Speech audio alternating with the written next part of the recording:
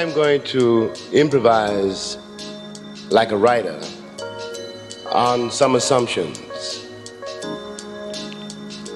And though I feel a little uneasy in doing this, in saying this, nevertheless, what a writer is obliged at some point to realize is that he's involved in a language which he has to change. For example, for a black writer, especially in this country, to be born into the English language is to realize that the assumptions of the language, the assumptions on which the language operates, are his enemy. When Othello kills Desdemona, for example, he says, I threw away a pearl richer than all my tribe. I was very young when I read that, and I wondered about that. Richer than my tribe?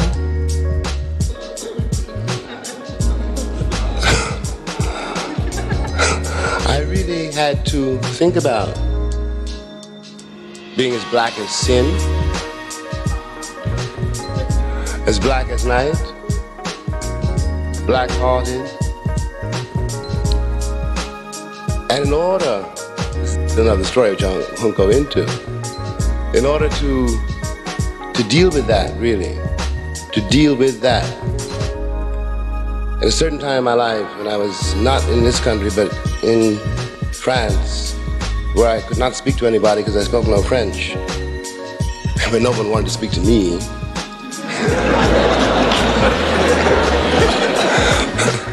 I dropped into a silence in which I heard, for the first time, really heard, and began to be able to try to deal with the beat of the language of the people who had produced me.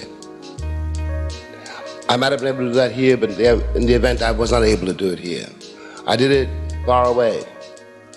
And when I was able to hear that music, because when I was young, there were no black writers as models, and white writers could not be models either. I did not agree at all with the moral predicament of Huckleberry Finn concerning Nigger Jim.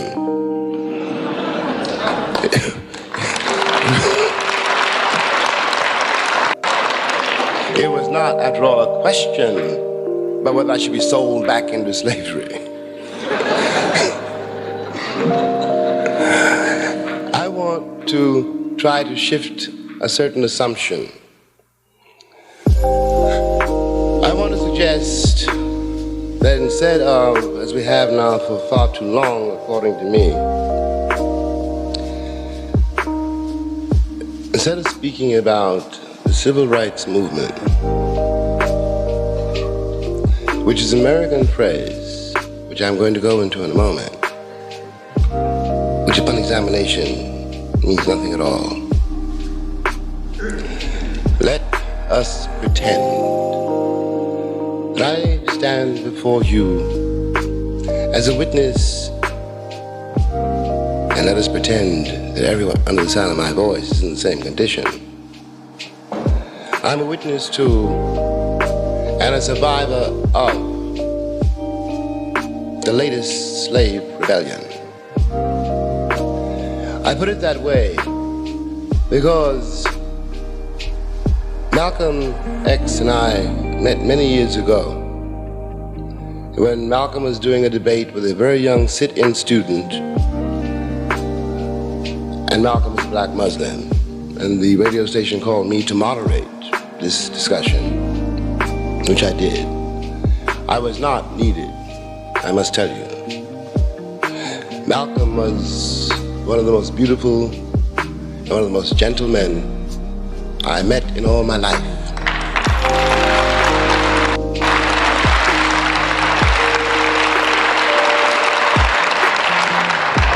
He asked the boy a question, which I now present to you. If you are a citizen, why do you have to fight for your civil rights? If you're fighting for your civil rights, that means you're not a citizen. And in fact, the legality of this country, and I won't further investigate the word legality, has never had anything to do with its former slaves. We are still governed by the slave codes. Now, when I say a slave rebellion, I mean that what is called the civil rights movement was really insurrection. It was co-opted. Now the late J. Edgar Hoover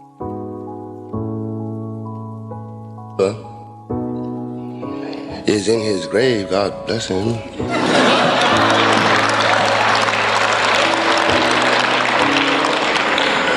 A lot of what I knew and many other people knew during those years, and only a fraction of what we knew during all those years, can now be more or less discussed. So one can say that the latest slave rebellion was brutally put down. We all know what happened to Medgar. And it was not some lunatic who happened to be wandering around Mississippi with a gun. The one lunatic in Mississippi at that moment happened to have a gun somewhere, and by some odd coincidence, unbelievable, shot Medgar Evers in the carport of his home in the sight and hearing of his wife and his children. And Medgar was 37. The lunatic was carried into the front door visibly of a nursing home and out the back door, and that was that. We all know what happened to Malcolm. We all know what happened to Martin. We know what happened to Fred Hampton and Mark Clark. And so many more. Honey, don't tell me. I mean, the list is long. That is the result of a slave rebellion.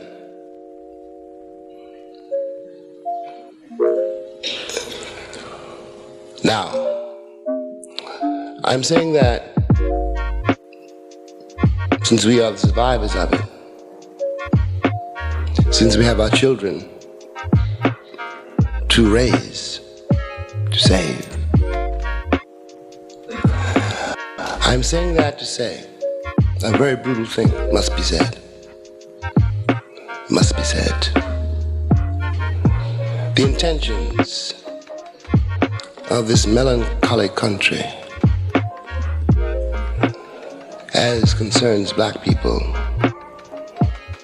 and anyone who doubts me can ask any Indian, have always been genocidal.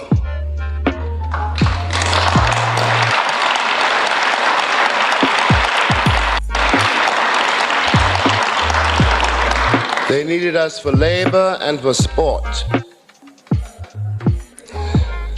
Now, they can't get rid of us.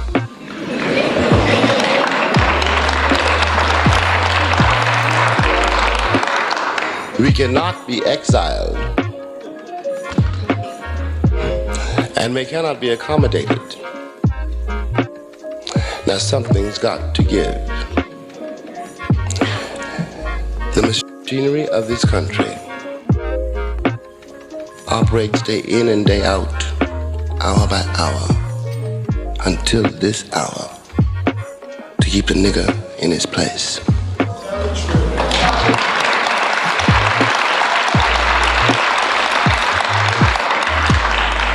When I was young, among other things, I used to run an elevator murderously, but I ran it.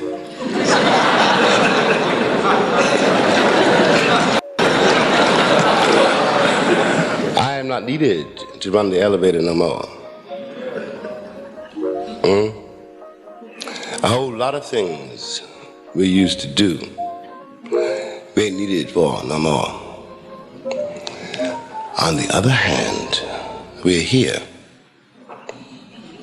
It is true that this is going to be a difficult summer. In every city in this nation now, black father is standing in the street, watching black son. They're watching each other, and neither one of them got no place to go. That is not their fault. It's nothing to do with their value, their merit, their capabilities. There may be nothing worse under heaven. There may be no greater crime than to attack a man's integrity, to attempt to destroy that man. For I know, in spite of the American Constitution, in spite of all the born-again Christians,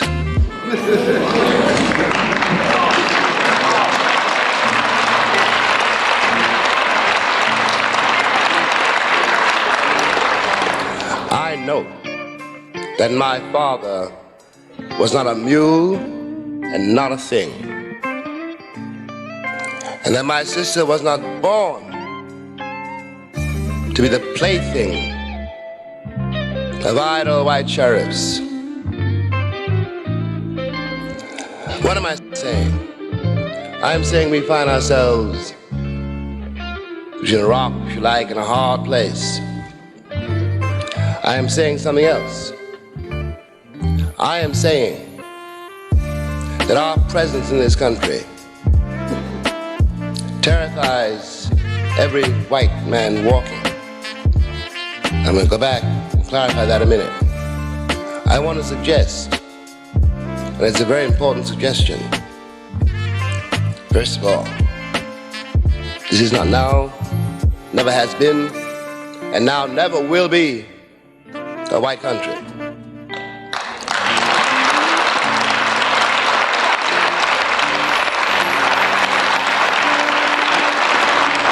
There is not a white person in this country, from our president to all his friends, who can prove he's white.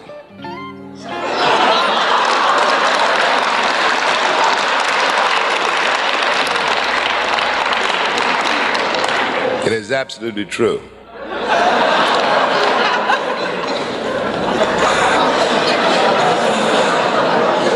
The people who settled this country came from many places, and where they were before they came here was France, England. In France they were French. In England they were English. In Italy they were Italian. In Greece they were Greek. In Russia they were Russian. It is worth noting, by the way, that this phenomenon called Europe has never agreed about anything at all except us. They don't get along until this hour. The only thing that ever unites them, the common market, for example, is about us. And they can't get that together. So they're squabbling over what's left of their colonies. In short, they lost their clowns, Ray Charles might put it. And this means that we have to consider, first of all, that white, Malcolm said, state of mind. Because I don't want to be misunderstood as saying, I'm not talking about white people. Insofar as you think you're white, you're irrelevant.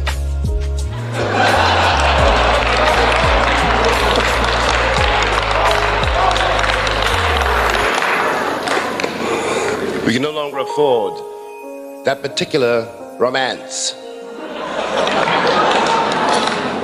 We are all, in any case, here. I want to point out a paradox. The only people in this country who have any notion of who they are, the only people in this country who have any notion of who they are the black people in this country. And I will tell you why. When the Italian got here, or the Greek, or whoever, there was a moment in his life when he had to start to speak English, when he became a guy named Joe. And that meant he couldn't speak to his father because his father couldn't speak English. That meant a rupture, a profound rupture. So the son did become a guy named Joe and never found out anything else about himself. We come out of a history, black people in this country come out of a history which was never written down. The connection between father and son, between mother and daughter, until this hour, and in spite of the danger in which we stand, and all that I know is happening all around us every day, we forged ourselves out of this fire.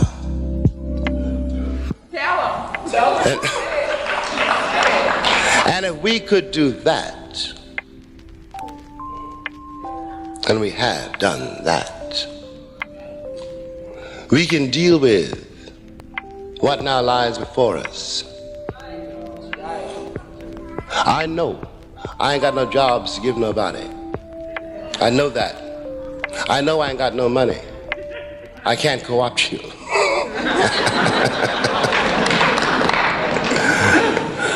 I know many things must be done, and I know that I can't do them, but I also know that I haven't got to do them alone. We have never been alone. That's the mystery. Every white person in this country, I do not care what he says or she says, knows one thing. They may not know, as they put it, what I want, but they know they would not like to be black here.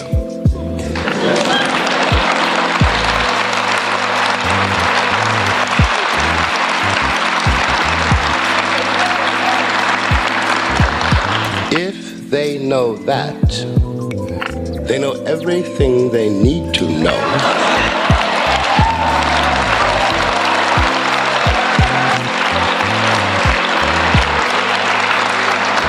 And whatever else they say is a lie. Bear it in mind, children, I mean that. The American idea of progress, when the Americans talk about progress, they mean how fast I become white. And it's a trick bag, because they know perfectly well I can never become white. I've drunk my share of dry martinis.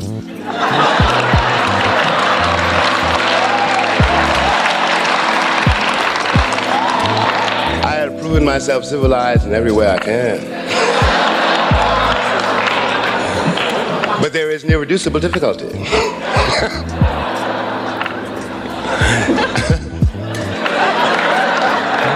Something doesn't work.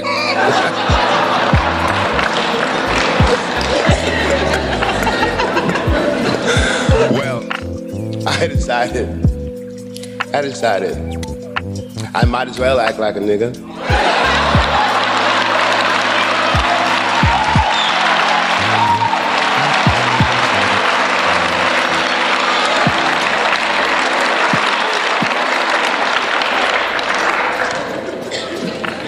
Now,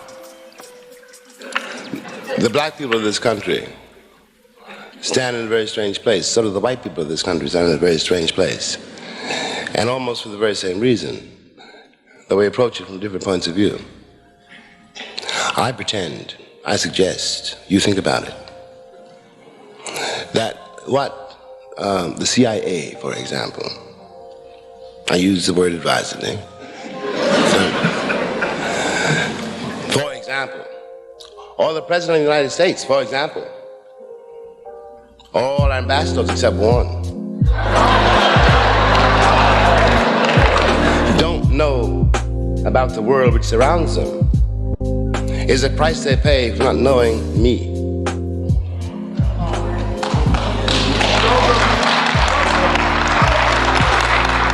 If you couldn't deal with my father, how are you going to deal with the people in the streets of Tehran?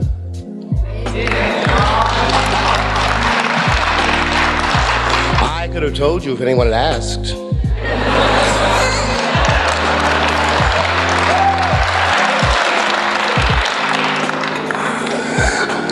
And the fall of the Shah did not in the least astonish me, nor did it make me sad.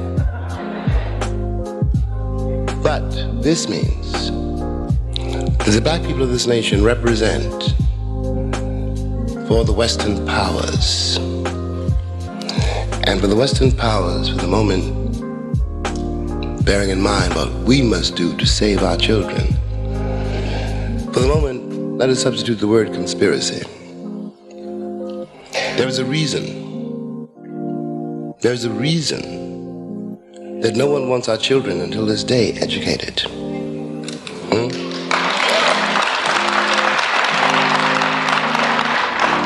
When we attempt ourselves to do it, we find ourselves up against the vast machinery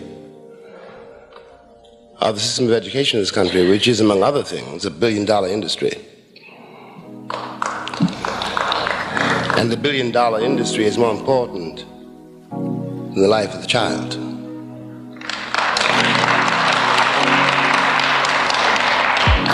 Now, I want to suggest, and I want everyone to think about it. I know the machinery is vast, ruthless, cunning, and thinks of nothing, in fact, but itself, which means us, because we are a threat to the machinery.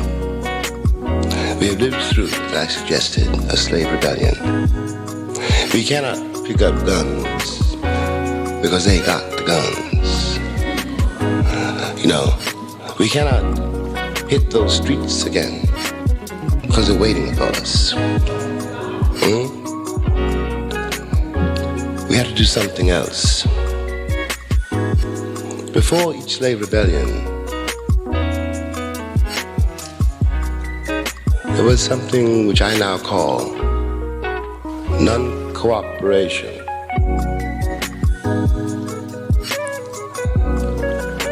How to execute this in detail is something each one of us have to figure out. But we could begin with the schools and take our children out of those schools.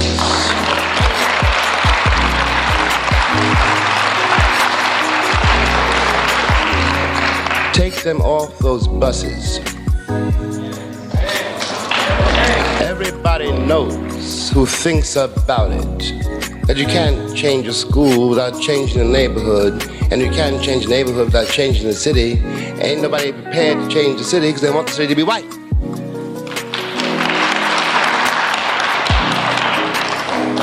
All the American cities have begun to crumble when the white people moved out to get away from the niggers. Every crisis in every city is caused by that. How can you expect the people who cannot educate their own children to educate anybody else?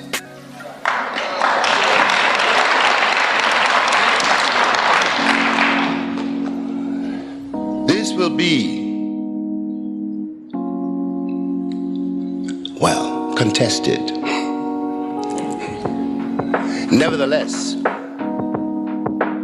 one's got to start somewhere. And I will use that as an example. There are other things I have in mind, but I'm not really a tactician. I'm a disturber of the peace. I want you to think about it.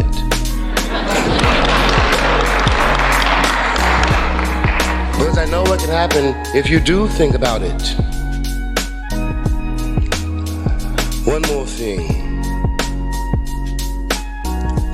It is useful to bear in mind that this country, and indeed the West, has been living on a war economy since 1939. It is useful to bear in mind that we would be at war now if we could afford to be. Ain't no place left to go to war. All the colonies, though they still belong to Europe, are no longer where they were. Now it's a matter of getting the resources of the country out of European hands into African hands.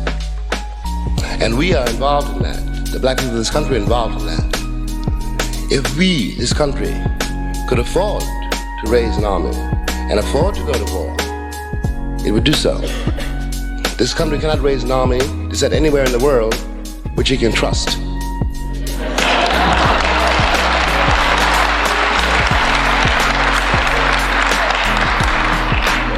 So, we hold Trump. When you try to slaughter our people and leave them with nothing to lose, you created somebody with nothing to lose. And if I ain't got nothing to lose, what are you going to do to me? We have one thing to lose. That's our children. And we've never done that yet. After all, we haven't done that yet. And there's no reason for us to do it now. We hold the drum. I said, right? Patience and shuffle the cards. Thanks.